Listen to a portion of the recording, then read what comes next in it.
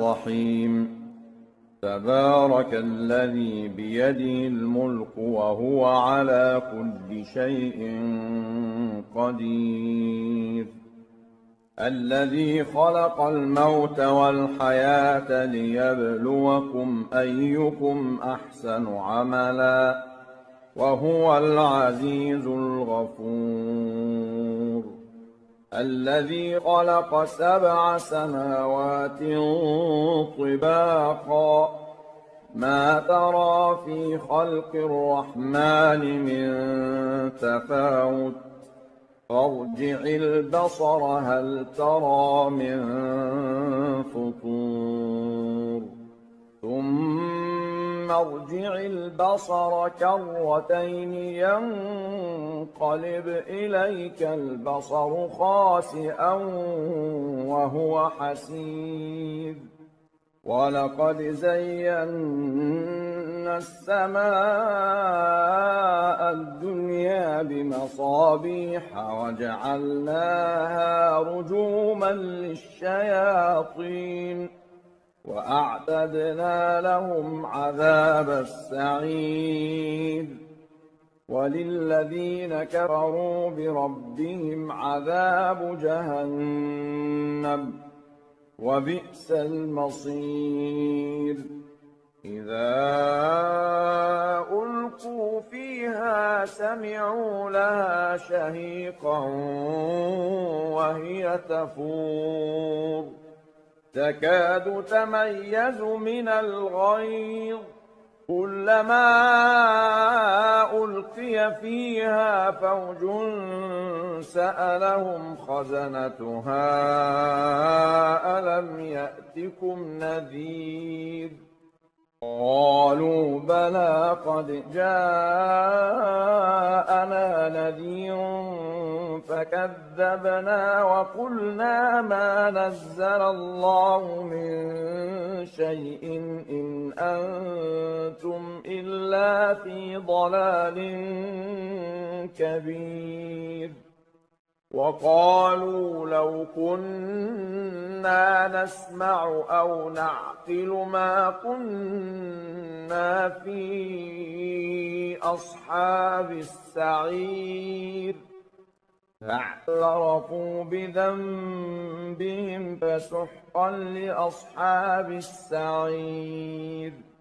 إن الذين يخشون ربهم بالغيب لهم مغفرة وأجر كبير وأسروا قولكم أو اجهروا به إنه عليم بذات الصدور ألا يعلم من خلق وهو اللطيف الخبير هو الذي جعل لكم الأرض ذلولا فامشوا في مناكبها وكلوا من رزقه وإليه النشور أأمنتم من في السماء أن يخسف بكم الأرض فإذا هي تمور أم أمنتم من في السماء أن يرسل عليكم حاصبا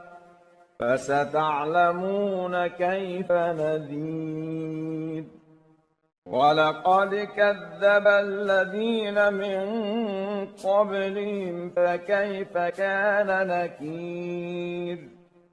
أولم يروا إلى الطير فوقهم صافات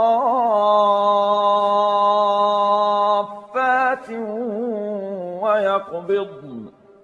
ما يمسكهن إلا الرحمن إنه بكل شيء بصير أمن هذا الذي هو جند لكم ينصركم من دون الرحمن إن الكافرون إلا في غرور أمن هذا الذي يرزقكم إن أمسك رزقه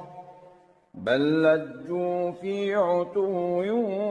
ونفور أفمن يمشي مكبا على وجهه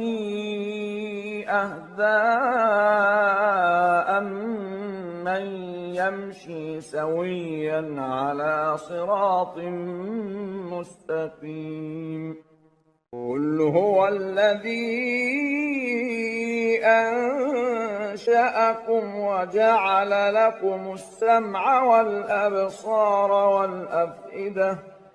قليلا ما تشكرون قل هو الذي ذرأكم في الأرض وإليه تحشرون ويقولون متى هذا الوعد إن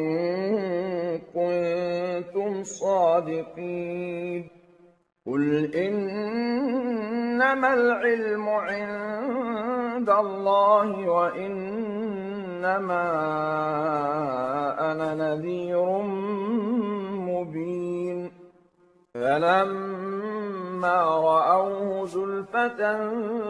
سيئت وجوه الذين كفروا وقيل هذا الذي كنتم به تدعون قل أرأيتم إن أهلكني الله ومن